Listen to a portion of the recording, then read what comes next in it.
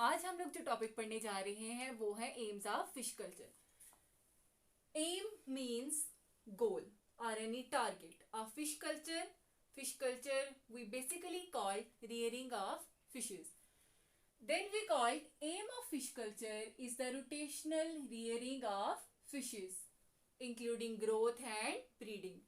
तो aim of fish culture जो है ये एक रोटेशनल रियरिंग टेक्निक है जिसमें हमारा एम किस चीज़ में होता है कि हम लोगों ने इसकी ग्रोथ एंड ब्रीडिंग को चेक करना होता है.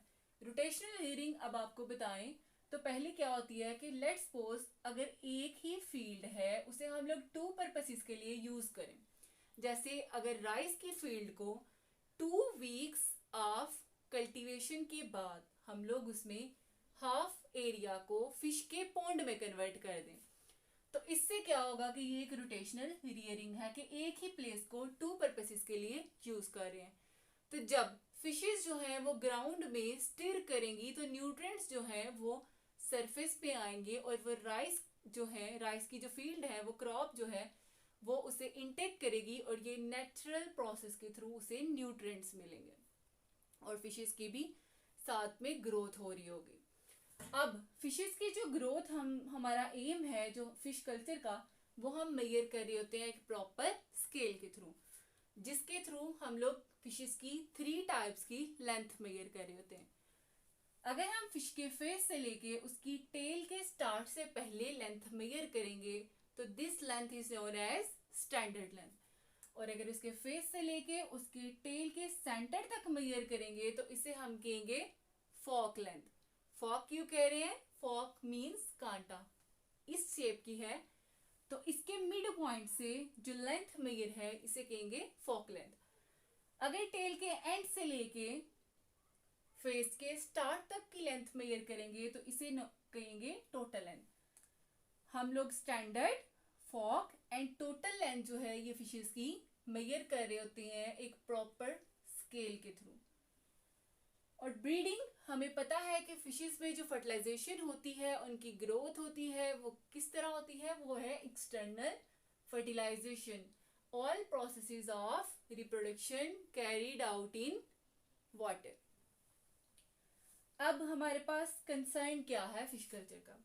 तो फिश कल्चर का हमारे पास जो कंसर्न है वो सिर्फ क्वांटिटेटिव ग्रोथ से नहीं है कि उनके नंबर में इंक्रीज से नहीं है बल्कि प्रोडक्ट की फिशेस की क्वालिटी भी जो है उससे भी कंसर्न है फिश कल्चर का. तो फिश कल्चर हमारे पास एक प्रिंसिपल प्रैक्टिस है जो हम लोग पॉन्ड्स में कर रहे होते हैं. तो इसमें जो इम्पोर्टेंट थिंग्स हैं वो है 4. First one is supervision.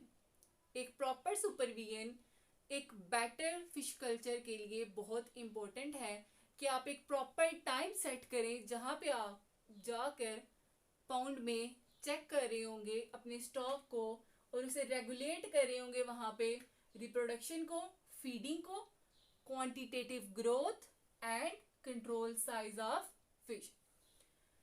ये सब चीज़ें आप तब ही बेटर तरीके से रेगुलेट कर रहे होंगे अगर आप प्रॉपर सुपरविजन करेंगे. अगर आप डेली बेसिस पे सुपरविजन करेंगे तो आपको पता होगा कि कोई डिजीज़ या कोई अल्टरनेट फीडिंग की वजह से फिश का नंबर डिक्रीज कर गया. Then is stocking.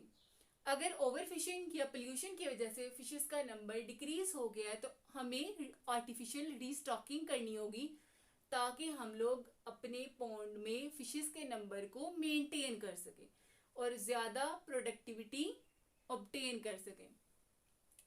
Then last is the maintenance of pond. This is the most important step. अगर हम लोग अपने पॉन्ड की प्रॉपर मेंटेनेंस करेंगे तभी हमें ज़्यादा प्रोडक्टिविटी. कल्चर में जो एम है वो बेसिकली 4 इम्पोर्टेंट हैं. मतलब जो हम लोग काम करेंगे फिश कल्चरिंग में वो है 4. Exploitation of ponds, production of proteins, artificial restocking, high productivity per एकड़ एंड जॉब अपॉर्चुनिटीज. हम लोग वन बाय वन इन सब को डिटेल में एक्सप्लेन करेंगे. First of all we move toward exploitation of ponds. अगर कोई एक ऐसी प्लेस है जो वैसे यूजफुल नहीं है मतलब उसमें एक्सट्रीम वाटर है या कोई मार्शी प्लेस है। मतलब अगर एक वाटर है एक प्लेस में एक्सेस में, या तो वो मार्शी दलदली एरिया है, तो उसे अगर हम लोग पॉन्ड में कन्वर्ट कर देंगे तो इससे क्या होगा कि हमारी फिशेस जो है उनकी तो प्रोडक्टिविटी इंक्रीज होगी। तो ये एक हमारे पास बेनिफिट है एक्सप्लॉइटेशन ऑफ पॉन्ड्स। एक ऐसी एरिया को, एक ऐसी प्लेस को कन्वर्ट कर देना पॉन्ड में जो वैसे अनप्रोडक्टिव है, लेकिन वहां पे फिश कल्चर जो है वो प्रोडक्टिव हो। And the second is production of protein. तो हमें पता है फिश एक सोर्स ऑफ प्रोटीन है। फिश क्या है? फिश हमें पता है कि है source of protein, source of protein. और फिश क्या है?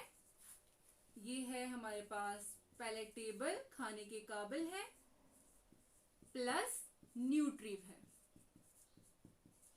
और ये फिश जो है, ये फिश कल्चर जहाँ पे हमारे fish as a source of protein मिल रही होती है, ये हमारे पास 2 रीजन्स में होती हैं, intertropical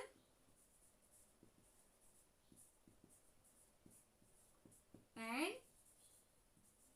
temperate regions. Let's suppose ये अगर हमारी अर्थ का इक्वेटर है, तो इसके यहाँ पे जो इक्वेटर के नियर जो एरिया है इसे हम लोग कहते हैं, this area is known as tropical, same here. और इसके अबव जो है ये है टेम्परेट, यहाँ पे भी टेम्परेट। और जो ऊपर होता है इस एरिया को हम लोग कहते हैं आर्कटिक। तो फिश जो है वो बेसिकली इन 2 एरियाज में हमारे पास as a source of food होती है। मतलब यहाँ इन 2 एरियाज में जो है फिश कल्चरिंग जो है वो अपनी मैक्सिमम प्रोडक्टिविटी दे रही होती है। Then artificial restocking. अब ये हम लोग क्यों करते हैं? लेट्स सपोज अगर किसी पॉन्ड में पोल्यूशन की वजह से, नेविगेशन की वजह से या ओवर फिशिंग की वजह से फिश का नंबर डिक्रीज हो गया, तो हम लोग क्या करेंगे? आर्टिफिशियल रीस्टॉकिंग करेंगे। क्या क्या वजह है कि हम लोग आर्टिफिशियल रीस्टॉकिंग करेंगे? अगर एक एरिया में पोल्यूशन है या नेविगेशन और ओवरफिशिंग, ठीक है। अब नेविगेशन क्या है? नेविगेशन कोई हम लोग इंस्ट्रूमेंट यूज करते हैं फिश का नंबर चेक करने के लिए। अगर हम कोई भी इंस्ट्रूमेंट यूज करेंगे तो वो एक वेव्स क्रिएट करेगा, जिससे क्या होगा कि जो शोर एरिया पे, सरफेस एरिया पे फिश ने कोई एग ले किए होंगे या फिश के जो इधर फिशेस मूव कर रही होंगी उनके बिहेवियर में, उनकी रिप्रोडक्शन में आल्टर आने की वजह से नंबर जो है वो डिक्रीज हो जाएगा। दैट्स वाई हमें इस नंबर को मेंटेन करने के लिए आर्टिफिशियल रीस्टॉकिंग करनी पड़ेगी। एंड द सेकेंड इज, हम आर्टिफिशियल रीस्टॉकिंग क्यों करेंगे? हम इसलिए करेंगे कि हम लोग अगर जैसे कि ट्राउट है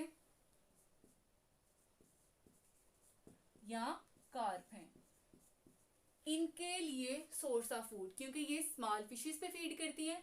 ट्राउट जो है वो ट्राउट जो फिश है वो फीड कर रहे होते हैं श्रिम्प्स के ऊपर, क्रिल्स के ऊपर या स्मॉल फिशेस के ऊपर। और कार्प्स हम लोग कहते हैं ये फ्रेश वाटर की आइली फिशेस की डिफरेंट स्पीशीज या ग्रुप ऑफ स्पीशीज हैं जो कि फीड करती है एक्वेटिक प्लांट्स और एनिमल्स के ऊपर और स्मॉल फिशेस के ऊपर। या फिर एक और भी रीजन हो सकती है हमारे पास आर्टिफिशियल रीस्टॉकिंग की, कि हम लोग रिक्रिएशनल एक्टिविटीज के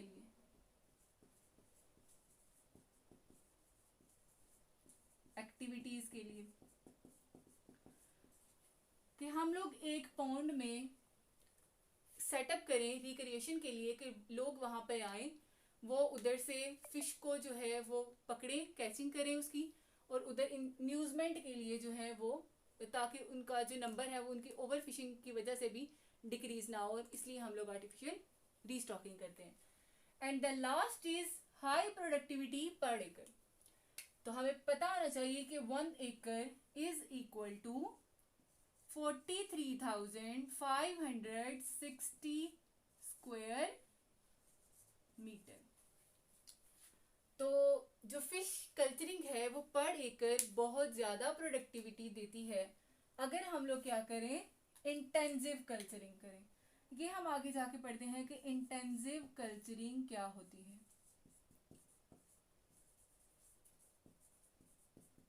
इंटेंसिव कल्चरिंग बेसिकली जितना स्मॉल पोर्शन होगा एक पाउंड में, जितने आप जो पोर्शनिंग ज़्यादा करेंगे उतना आप वेल मैनेज करेंगे और प्रोडक्टिविटी इंक्रीज होगी। जितना एरिया लार्ज होगा उतनी मेंटेनेंस इजी नहीं होगी और इतनी ज़्यादा प्रोडक्टिविटी नहीं मिल रही होगी। और जॉब अपॉर्चुनिटीज़ ये बीएस स्टूडेंट्स को और एमफिल स्टूडेंट्स को एक बहुत अच्छी जॉब अपॉर्चुनिटीज़ दे रही होती हैं कि वो फिशरीज़ में जो है वो अपना बिजनेस जो है वो स्टार्ट कर सकें। एक फिश कल्चर सिस्टम जो है उसकी 3 टाइप्स हैं। First is extensive, second is semi intensive and the third is intensive. अब जो एक्सटेंसिव फिश कल्चर सिस्टम है उसकी हम लोग जो है वो प्रॉपर्टीज देखते हैं कि वो कौन सी। इसमें जो फीड होगी, फीड फिशेस की वो होगी नेचुरल। और वो क्यों होगी? क्योंकि ये एक लार्ज वाटर बॉडी होती है। इसमें बहुत ही लार्ज वाटर बॉडी पे हम लोग फिश कल्चर कर रहे होते हैं और ये लेस जो है वो मैनेजेबल होती है। इसमें कोई फर्टिलाइजर्स का यूज नहीं करते।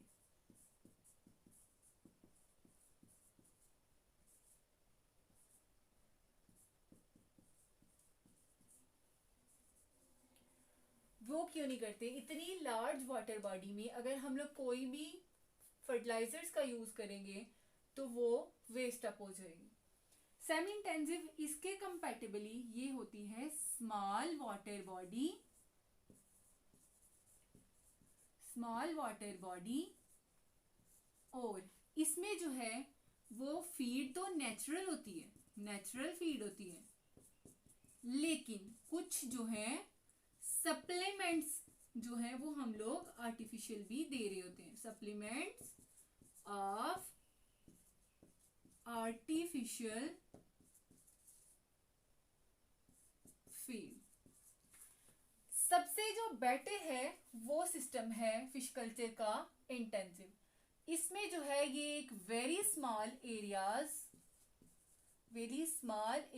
होते हैं ऑफ पॉन्ड। किसी पॉन्ड को हमने बहुत ही स्मॉल एरियाज में डिवाइड किया होता है। Let's suppose this is our pond system. और अगर इसमें हम लोग इसे स्मॉल पैचेस में डिवाइड करेंगे तो ये हमारे पास होगा इंटेंसिव फिश कल्चर सिस्टम। तो इसमें फर्टिलाइजर्स का हम यूज करेंगे, आर्टिफिशियल फीड का यूज करेंगे और इसमें जो हमारी फिश की प्रोडक्टिविटी है इसे मैनेज करना जो है वो है इजी, मैनेजेबल है।